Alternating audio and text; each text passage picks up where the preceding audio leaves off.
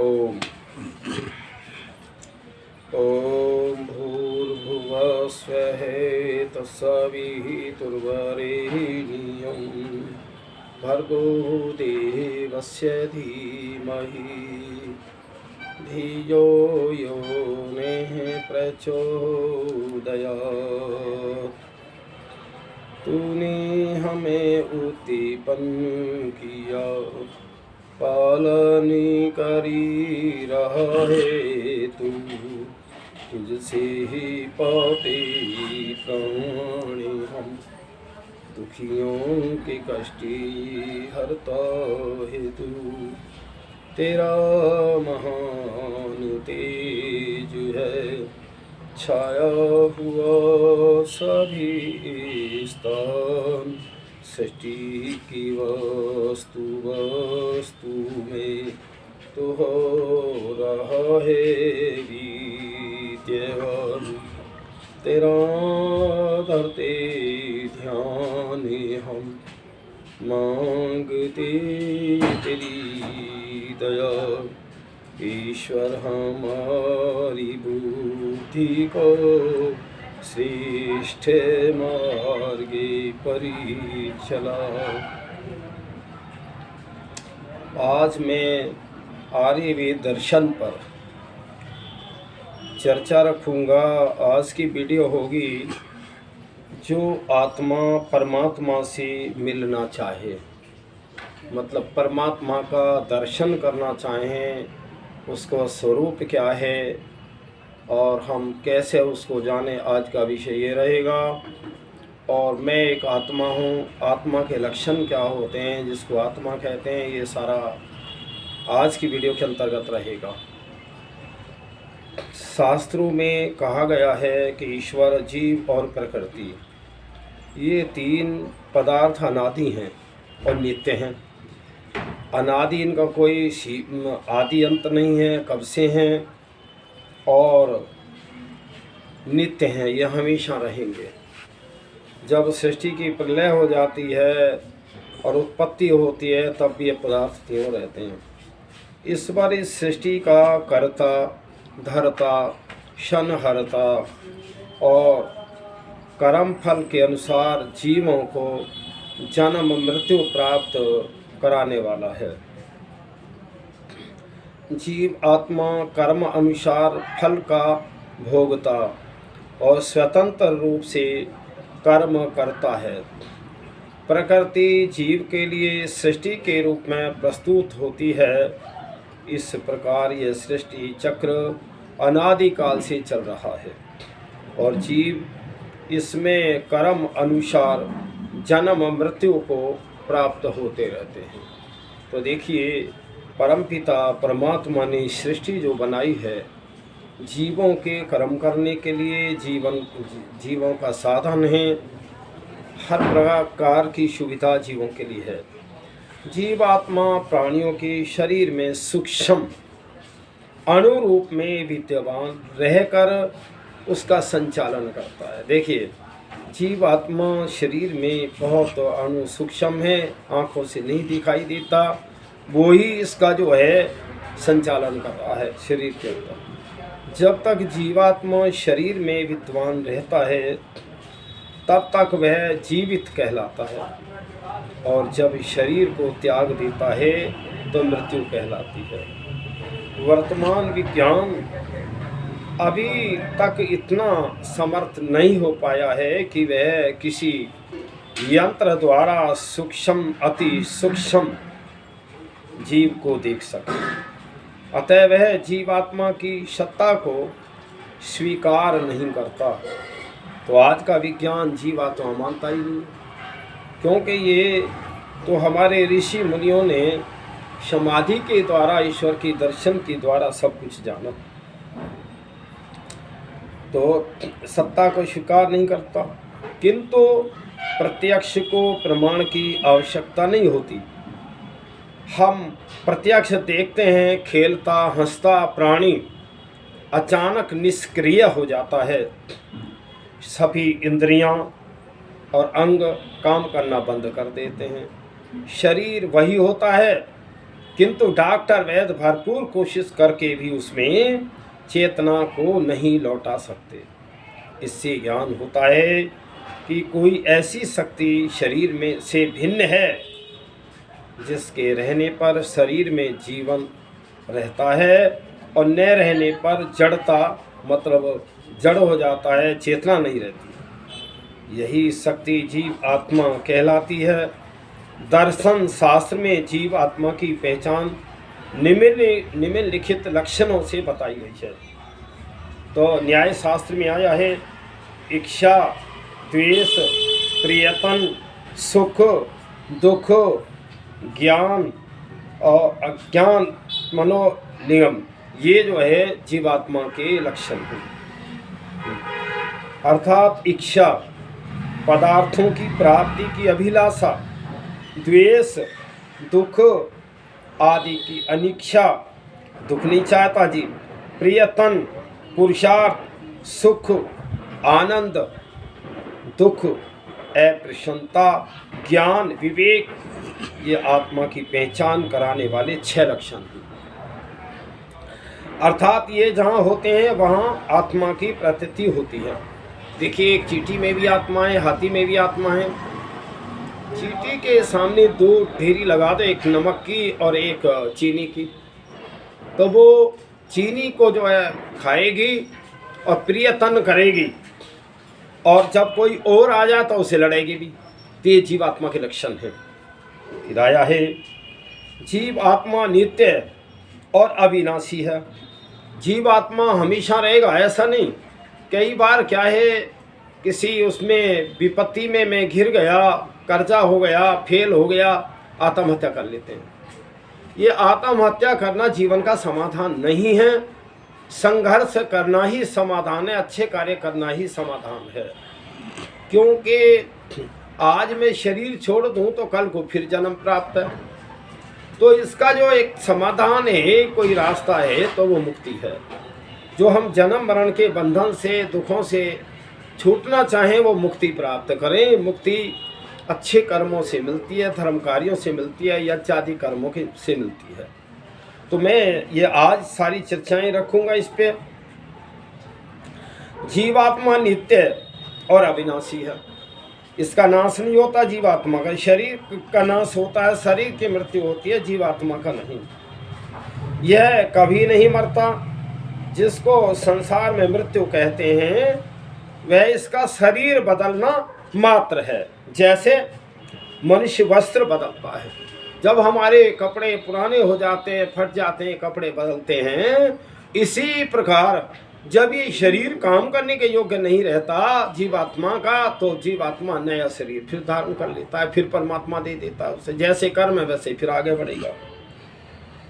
तो जीवात्मा इस संसार में अच्छे बुरे कर्मों के अनुसार सुख दुख शरीर आदि को प्राप्त करता है, और जीवात्मा कर्म करने में स्वतंत्र है, किंतु फल भोगने में ईश्वर के अधीन है।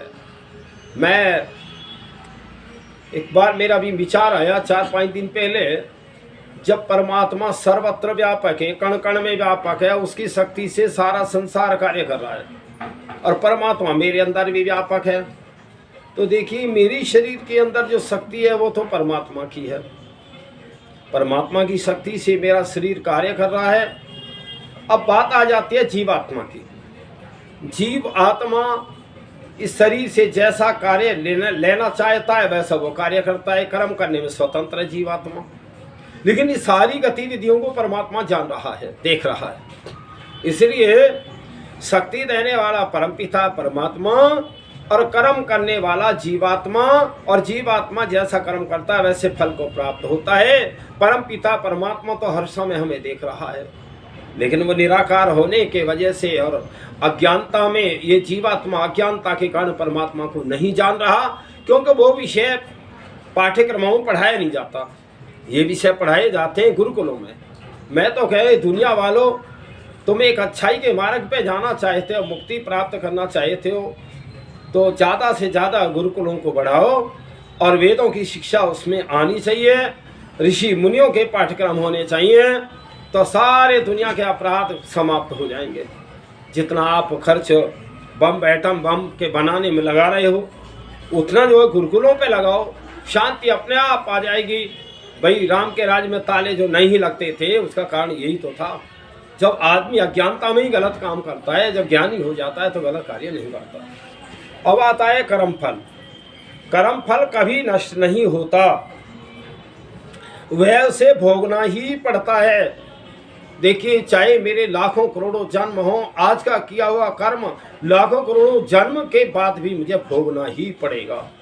इसलिए कर्म का फल नष्ट नहीं होता। बुरे कर्मों से उसे कीट पतंग पशु पक्षी आदि की योनि प्राप्त होती है, और अच्छे कर्मों से मनुष्य का जन्म प्राप्त होता है। पर जन्म में मनुष्य का जीवन पाने के लिए श्रेष्ठ कर्मों का करना आवश्यक है। पर जन्म का मतलब मुक्ति। मुक्ति प्राप्त करने के लिए अच्छे अच्छे कर्म मनुष्य करेगा अपने जीवन में, तो मुक्ति मिल जाएगी। प्रयत्न करता रहे आत्मा, इस जन्म में करे, अगले जन्म में करे, फिर करे फिर करे, एक ना एक दिन तो समय आ जाएगा कि मुक्ति मिल जाएगी।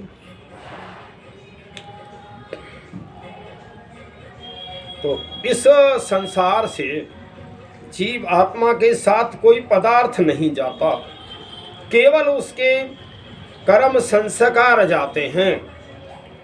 उन्हीं के आधार पर उसे अच्छा बुरा जन्म मिलता है।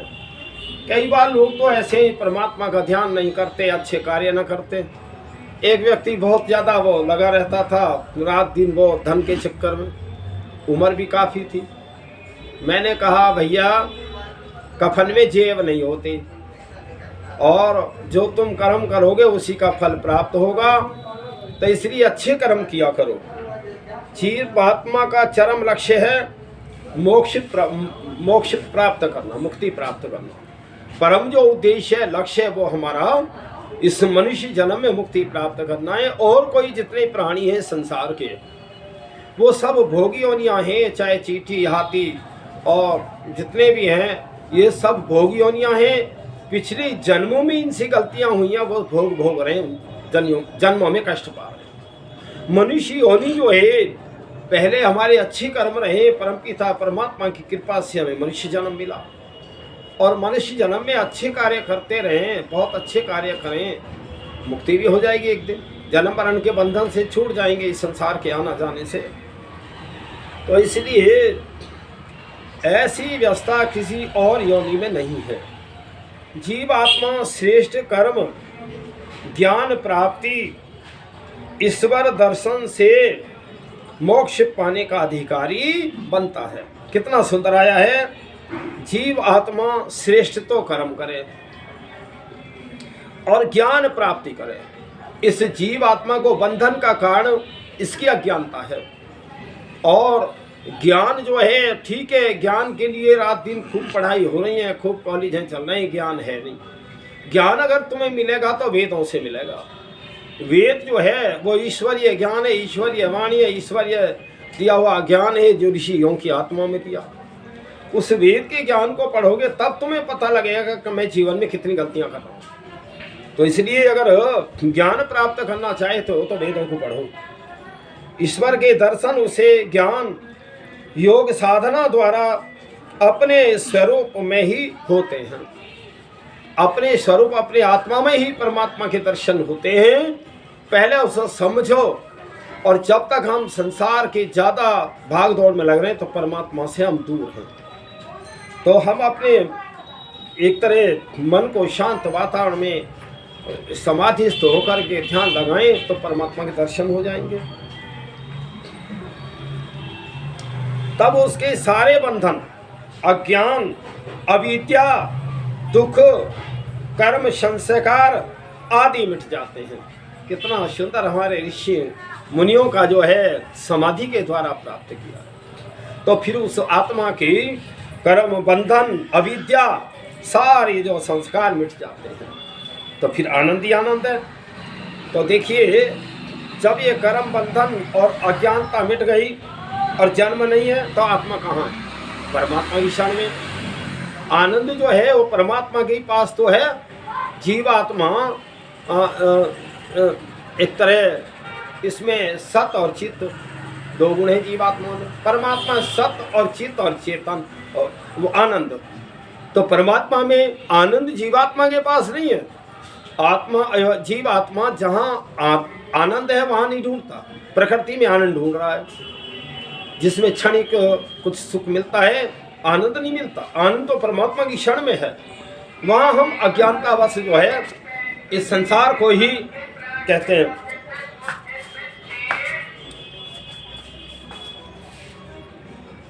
तब उसके सारे बंधन, अज्ञान, अविद्या, दुख, कर्म, संस्कार आदि मिट जाते हैं और वह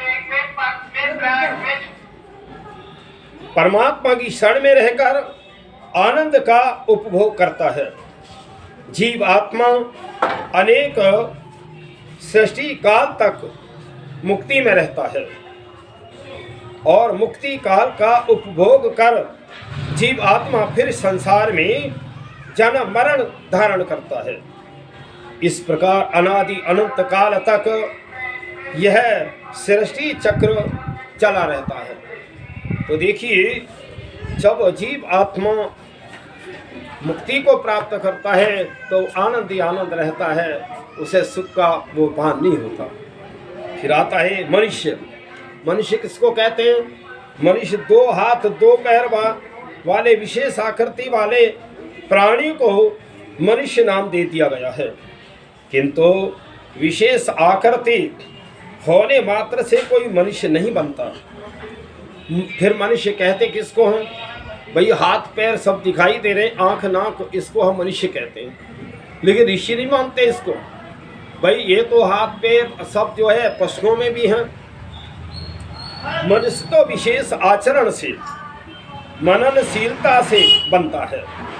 आचार्य यास्क मनुष्य की परिभाषा करते हुए कहते हैं, यास्क मुनि कहते हैं, मत्वा कर्माणि सीव्यति इति मनुष्य, अर्थात जो मनन करके अच्छे बुरे कार्यों पर विचार करके अच्छे कार्य करता है वही मनुष्य है। इसके विपरीत कार्य करने वाला अन्य प्राणियों के समान एक पशु तुल्य है, क्योंकि तब उसके और पशुओं के कर्मों में कोई भिन्नता नहीं है। अच्छे कार्य न करे मनुष्य तो फिर वह पशु समान जैसा ही है। केवल शरीर का ही तो अंतर है, शरीर की जो हमारी बनावट है उसमें थोड़ा अंतर है, और क्या है। तो देखिए, आहार निद्रा भय मैथुनस्य सामान्य में तत्त पशुर्भे नारायणम धर्मो ही तेषां धिको विशेष धर्मेण हीना पशु भी समाना। अर्थात खाना पीना, सोना, भयभीत होना, मैथुन, ये कार्य तो पशुओं और मनुष्यों में समान है।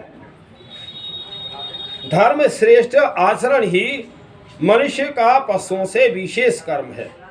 इससे रहित व्यक्ति पशु तुल्य है। अगर जो व्यक्ति इस संसार में मनुष्य जन्म पाकर के धर्म युक्त कार्य नहीं कर रहे, वो अज्ञानता में है। उन्हें क्या मनुष्य कह सकते हैं? भाई जो चोर, लुटेरे, शराब, मांसाहारी, गलत गलत कार्य करने वाले, वैश्यावृत्ति करने वाले, क्या ये मनुष्य हैं? विचार करो। फिर आया है, इसीलिए भी उपदेश देता हुआ कहता है कि मनोनुभव, हे लोगों, तुम वास्तव में मनुष्य बनो। और इसका अभिप्राय यह है कि जितनी भी पशु वृत्तियां हैं उनका त्याग हमें मानवता को धारण करना चाहिए। जो पशु वृत्तियां हैं, गलत गलत आदतें, वो छोड़ना चाहिए और हमें अच्छी आदतें, अच्छे संस्कार ग्रहण करने चाहिए। तब मनुष्य कहते हैं कि ये मनन करके, विचार करके कार्य करता है, इसलिए इसका नाम मनुष्य है।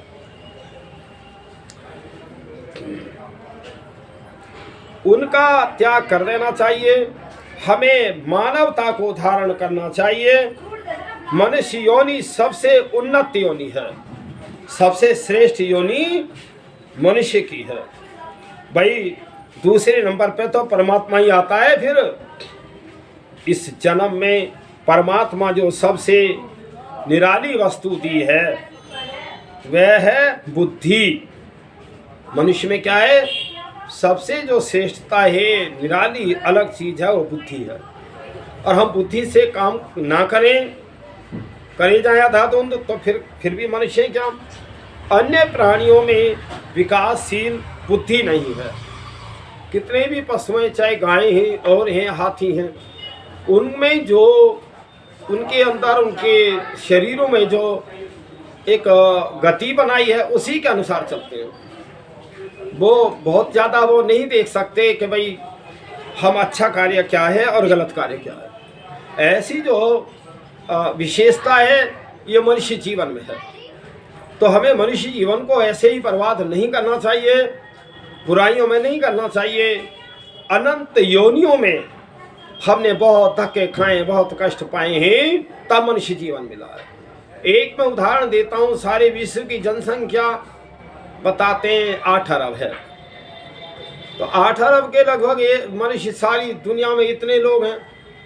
एक विद्वान कहता है 1.5 बाई 1.5 किलोमीटर, 2.25 किलोमीटर की में इतने नन्हे नन्हे परमाणु, चींटी, पशु, पक्षी, मनुष्य इत्यादि हैं।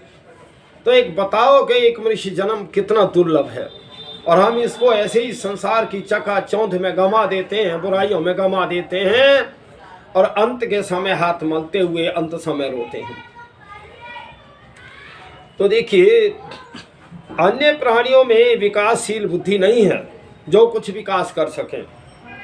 मनुष्य बुद्धि के अनुसार विचार कर मानव हितकारी कार्य करे, यही बुद्धि प्राप्त करने का लाभ है। अगर हम दूसरों को नुकसान पहुंचाएं तो फिर हमारी बुद्धि का क्या है, फिर हम पापी हैं। हम दूसरों की जितना संसार में भलाई करेंगे, अच्छे कार्य करेंगे, यज्ञ करेंगे, ज्ञान देंगे, लोगों को विद्या पढ़ाएंगे, ये सारे कार्य मुक्ति के हैं। फिर बुद्धि के विकास से मानव हितकारी कार्य करे, यही बुद्धि प्राप्त करने का लक्ष्य है। बुद्धि के विकास से मनुष्य जीवन तथा सृष्टि का विकास करता है। अब हम पीछे से देखें तो विज्ञान भी काफ़ी बढ़ा है, तो ये बुद्धि के द्वारा, बुद्धि के विकास से मनुष्य जीवन तथा सृष्टि का विकास करता है। आज मनुष्य ने बुद्धि के द्वारा असीमित भौतिक उन्नति की है, किंतु वह आध्यात्मिक उन्नति में पिछड़ता जा रहा है, जो कि मानवता के लिए अति आवश्यक है। आध्यात्मिकता के बिना मानवता का विकास नहीं हो सकता। देखिए, ठीक है, बहुत अच्छा वो पढ़ाया जाता है, तुम विकास कैसे करो विज्ञान को बढ़ाने के लिए, लेकिन ये सारा जो विज्ञान बढ़ रहा है ये किसके लिए बढ़ रहा है? देखिए, मैं तो ये देखता हूँ 75 वर्षों में कि बहुत कल कारखाने लगे, विकास तो बहुत हुआ है, लेकिन मनुष्य का विकास नहीं हुआ। मनुष्य तो पहले जो अच्छे आचरण के लोग हुआ करते थे, हमारे बड़े बूढ़े, आज की जो पीढ़ी है वो बिगड़ती जा रही है। बिगड़ने के भी कई साधन आ रहे हैं। एक तो ये फ़ोन है, फ़ोन में जो है गलत वीडियो जो दे करके नौजवान बिगड़ रहा है। दूसरा, जो शिक्षा में हमें अच्छे धार्मिक कार्य देने चाहिए थे वो शिक्षा में नहीं है। इस कारण से सारा दुनिया के लोग अब भ्रमित ज्ञान में है, ज्ञान उन्हें नहीं है। ज्ञान तो मिलेगा वेदों से, ऋषियों से मिलेगा, वो पढ़ाया नहीं जाता। तो मानवता के लिए अति आवश्यक है आध्यात्मिकता का ज्ञान। मनुष्य जीवन दुर्लभ है, सत्य कर्मों के परिणाम स्वरूप, और यह प्राप्त होता है। अर्थात जो हमारे अच्छे कर्म होते हैं, सत्कर्म होते हैं, धर्म के कर्म होते हैं, उन्हीं के द्वारा हमें मनुष्य जीवन इस आत्मा को मिलता है। इस नर्तन को पाकर हमें इसे पापों और विषय वासनाओं में बर्बाद नहीं करना चाहिए, जहां हम क्षणिक आनंद के लिए और अपनी शक्ति को बर्बाद करते हैं। यह अज्ञानता है। अपितु शुभ कर्मों, उच्च आदर्शों से इसे सफल बनाना चाहिए। मनुष्य का वास्तविक लक्ष्य है मोक्ष प्राप्ति। ये हमें जो जन्म मिला है ये मोक्ष मुक्ति प्राप्ति के लिए मिला है। देखिए नदी चढ़ी हुई है, नदी को पार करने के लिए नाव की आवश्यकता है। ऐसे ही जो संसार रूपी नदी है, संसार रूपी सागर है, इसमें आवागमन के छूटने के लिए इस आत्मा को नाव रूप में परमात्मा ने मनुष्य शरीर दिया है। तो क्या हुआ, ये जीवात्मा का साधन है मनुष्य शरीर। अच्छे अच्छे कर्म करके ये जीवात्मा इस संसार से आवागमन से छूट जाए, उस प्रभु की बड़ी कृपा है हम पे। तो उसको समझो।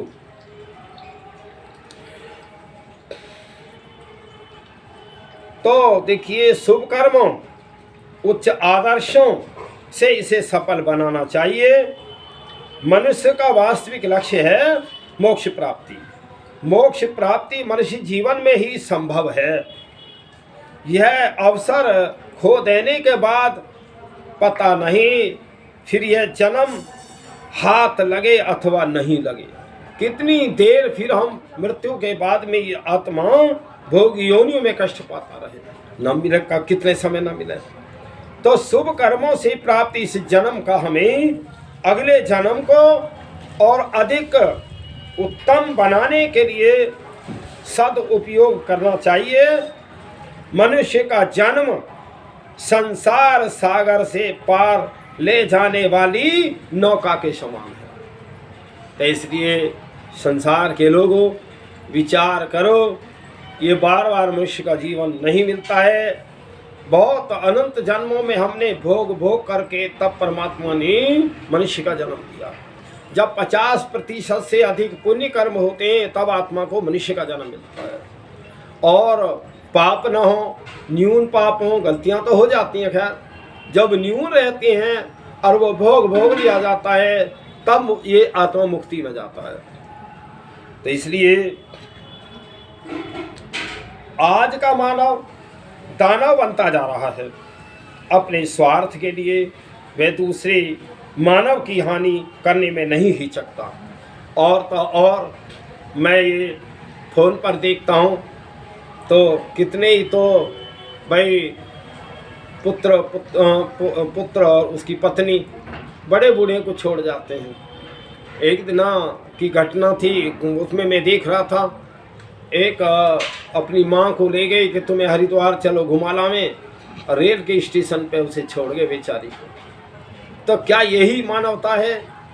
जिन्होंने हमारे मल मूत्र धोए, हमें भोजन दिया, बहुत कुछ जो माँ का कष्ट वो एहसान को उतार नहीं सकता।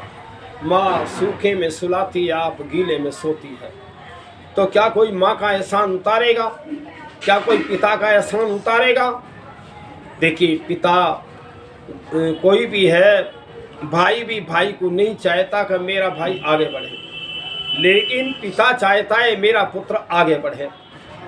तो इसलिए जो ये सबसे मुख्य देवता तो हमारे जैसे 5 माने हैं। सबसे प्रथम देवता हमारी माँ है, दूसरे में हमारे पिता हैं, और तीसरे में हमारे गुरुजन हैं जिन्होंने हमें ज्ञान दिया है, और चौथे में हैं जो हमारे ऋषि मुनि। मैं ऋषि मुनि उनको मानता हूँ जिन्होंने वेदों को पढ़ा है, वेद का ज्ञान दें, ईश्वर का ज्ञान कराएं, आत्मा का ज्ञान कराएं, वो है ऋषि मुनि, उनकी सेवा। और 5वें में पति पत्नी का सम्मान करे, पत्नी पति का सम्मान करे। जहाँ जिन घरों में 5 देवों की पूजा होती है, आदर सत्कार सम्मान होता है, वहाँ एक तरह स्वर्ग है। स्वर्ग कहते हैं सुख को, विशेष सुख वहीं तो मिलेगा, तो जीवन का आनंद भी आएगा। तो फिर तो देखिए वो गलत कार्य में हिचकता नहीं है। काम, क्रोध, लोभ, मोह आदि के वशीभूत होकर वह मनुष्य के रूप में पशु बना हुआ है। आज तो पशुओं की नकल मनुष्य कर रहा है। इसी कारण आज समाज में अपराध और पाप बढ़ रहे हैं और अशांति कष्ट बढ़ रहे हैं। मनुष्य से भयभीत है। आज कोई गाड़ी में जा रहा है और कोई पैदल जा रहा है, एक दूसरा व्यक्ति, गाड़ी में जगह है लेकिन वो उसे नहीं बैठा सकता और वो भी हाथ दे के नहीं बैठ सकता कि भैया तू मुझे बैठा ले। आज मानव जो है इतना विश्वास ही खत्म हो गया। पहले भाई मैं तो अब 76 वर्ष की उम्र में चल रहा हूँ, तो 8-10 किलोमीटर दूरी पे एक कस्बा था, वहाँ हम जब जाया करते थे कच्चा रास्ता था। कभी रात होगी लौटते वक्त तो बड़े लोग जो है सोचते थे भाई तू कौन से गांव जाएगा, उस जाएगा, तू कहाँ जाएगा, वहाँ चल भाई वहाँ तक हमारा तेरा साथ है। बात करते करते चले आते थे, रात में पता ही नहीं लगता था रास्ते का। तो देखिए आज कोई ऐसा रात में मिल जाए तो कोई किसी को साथ लगाएगा। हम आज़ादी के बाद में कितने पतन की तरफ चले गए। ये विचार करो, मानवता है क्या? मनुष्य कहते किसको हैं?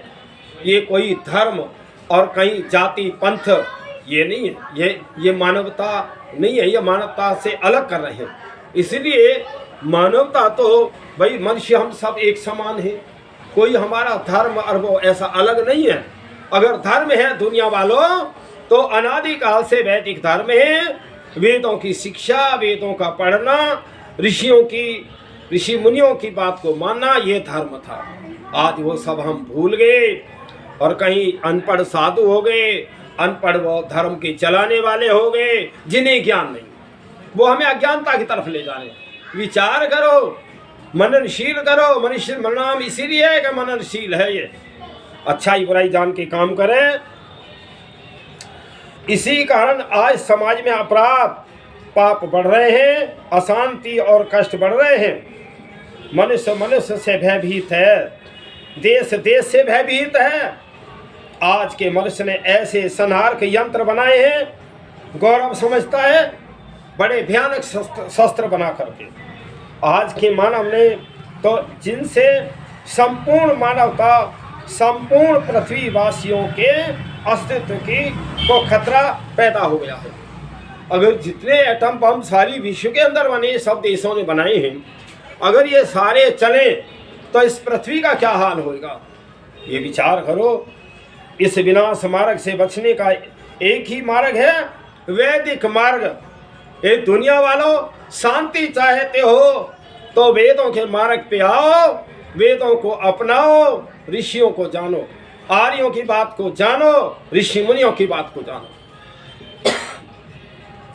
इसी से तुम्हें शांति मिल सकती। वेदों के अनुसार चलकर ही मनुष्य का और समाज का कल्याण हो सकता है। तो इसलिए मैंने थोड़ा सा मानवता के लिए विचार रखा। संसार क्या है, जीव आत्मा क्या है, परमात्मा क्या है, ये सारा चक्र क्या है, इसी पे मैंने आज का जो वीडियो बनाया है। जो आत्मा परमात्मा से मिलना चाहे तो आप कई बार मेरी वीडियो सुना करें। और मैं एक निवेदन और कर रहा हूँ, देखिए जितनी मेरी वीडियो हैं मेरा सारा वैदिक सिद्धांत है। कई वैदिक सिद्धांत के अलावा भी कोई लोग अलग चल रहे हैं तो मैं उसकी चर्चा करता हूँ।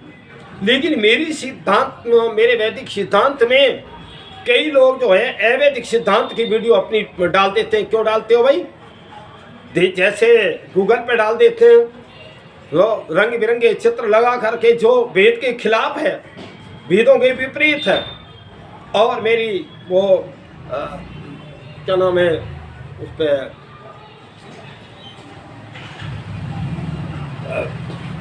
हर एक मेरी वीडियो पे ये इस तरह ना डालें भाई। यूट्यूब है और वो फेसबुक है, इस सब पे जो है मेरी वीडियो को ख़राब ना किया करें। मैं सभी से एक निवेदन कर रहा हूँ, मेरी वीडियो को कई बार सुना करें और जो अच्छी बातें लगें उसका प्रचार किया करो। निश्चित विश्व में कल्याण होगा। मेरा कोई अपना व्यक्तिगत स्वार्थ नहीं है। मैं तो ये चाहता हूँ कि समाज को मैं कितना जो है ज़्यादा से ज़्यादा मैं ज्ञान दे सकूँ। मैंने अपने जीवन में बहुत सारे ग्रंथों को पढ़ाए, बहुत ऋषि मुनियों को पढ़ाए, तो मेरा भी एक कर्तव्य बनता है, क्योंकि मैं इस समय तो मेरा संन्यास की उम्र चल रही है, तो सन्यासी और वानप्रस्थ में ही हम धर्म का कार्य करें और वेदों का कार्य करें, अच्छा ज्ञान दें, यही मेरा उद्देश्य है। मेरा किसी से कोई वैर भाव द्वेष नहीं है। और दूसरा, मेरी वीडियो में स्वयं ही उत्तर हैं, कई बार मैं उनका दौरा करके उत्तर देता हूँ। अलग से आपको प्रश्न करने की भी कोई आवश्यकता नहीं है, ना मैं किसी के प्रश्न का उत्तर अलग से दूंगा। तो इसलिए मेरी वीडियो को धैर्य से ध्यान से सुना करें और इसका प्रचार किया करें। मैं इतना कह करके ओम शांति।